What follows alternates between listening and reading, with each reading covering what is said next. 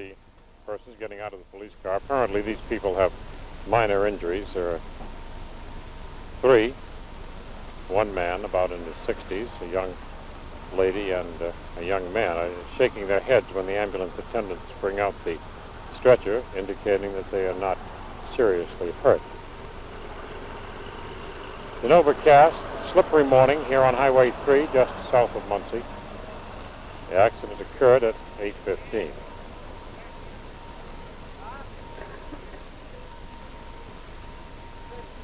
This makes 5 taken to Ball Memorial Hospital from this accident. You can see the bus plowed through the grass, tore out the windshield. The driver was one of the first taken to the hospital, being treated at this time.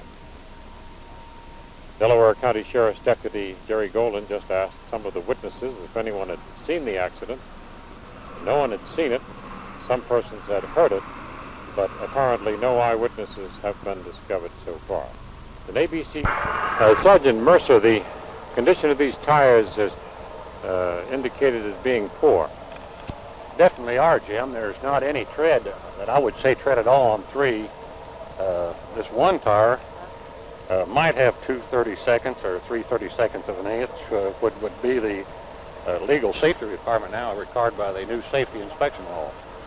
But these other tires, definitely on a wet road like this. These tires up at the top? This one, and this one would definitely not give you much traction or co-friction on the road whatsoever.